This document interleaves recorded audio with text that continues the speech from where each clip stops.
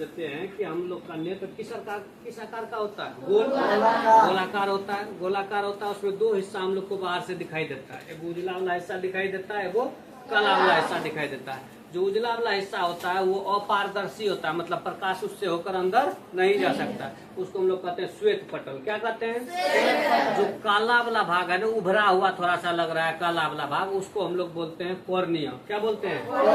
बस इसी बात को पहला वाला में एक बात को लिखे, यही जो बात तुम लोग को बताए। किस बात को लिखे हैं? कि मानव नेत्र एक गोलाकार संरचना है जिसके श्वेत अपारदर्शी भाग को श्वेत पटल कहते हैं तथा उभरे काले और पारदर्शी भाग को कॉर्निया कहते हैं। ये तो पहचान हुआ नेत्र का बाहर से। बाहर से हम नेत्र को पहचाने कि नेत्र एक गोलाकार संरचना है जिसके श्वेत अपारदर्शी भाग को हम लोग श्वेत पटल कहते हैं और उभरे काले पारदर्शी भाग को क्या कहते हैं? कॉर्निया कहते हैं। ठीक है, अब आगे देखते हैं। कहता है ये जो श्वेत पटल है ना, कहता है कि श्वेत पटल के भीतरी भाग का, ये जो श्वेत पटल यहाँ पर देख रहे तुम, इसका भीतरी भाग जो है, श्वेत पटल के भीतरी भाग का अगला हिस्सा, ये जो श्वेत पटल ये है ना, इसका भीतरी भाग ये हो गया। इसका अगला हिस्सा यहाँ पर देखो क्या कहा? श्वेत पटल के भीतरी भाग का अगला हिस्सा आइरिस कहलाता है। क्या कहलाता है? आइरिस। श्वेत पटल के, ये हो गया आपका सर श्वेत पटल। ये जो है श्वेत पटल का भीतरी हिस्सा ये हुआ, इसका अगला भाग यहाँ आइरिस। तो कहा गया श्वेत पटल के भीतरी भाग का अगला हिस्सा आइरिस कहलाता है। दोनों आइरिस के बीच, इस आइरिस और इस आइरिस के बीच, दोनों आइरिस के बीच के रिक्त स्थान को, जो खाली जगह होता है, उसको हम लोग क्या कहते हैं? पुतली। दोनों आइरिस के बीच में जो रिक्त स्थान होता है उसको हम लोग क्या कहते हैं? पुतली। और आइरिस जो चाहे तो वो पुतली को छोटा और बड़ा कर सकता है। कौन?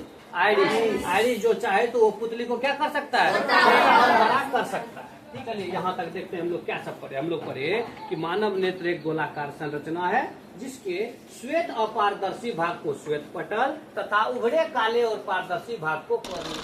श्वेत पटल के भीतरी भाग का अगला हिस्सा आइरिस कहलाता है। बोले तो श्वेत पटल के भीतरी भाग का अगला हिस्सा आइरिस कहलाता है। दोनों आइरिस के बीच के खाली स्थान को, दोनों आइरिस के बीच के रिक्त स्थान को हम लोग पुतली कहते हैं। दोनों आइरिस के बीच के रिक्त स्थान को पुतली कहते हैं। आइरिस पुतली को छोटा या बड़ा कर सकते हैं। चलिए यहाँ से आगे बढ़ते हैं।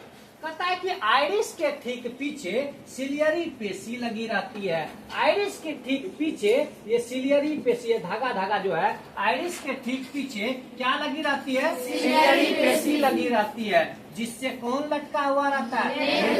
लटका हुआ रहता है। लिखेंगे आइरिस के ठीक पीछे, आइरिस के ठीक पीछे सिलियरी पेशी लगी रहती है। आइरिस के ठीक पीछे सिलियरी पेशी लगी रहती है जिससे नेत्र लेंस लटका रहता है। जिससे कौन लटका रहता है? क्या बोलिएगा आगे?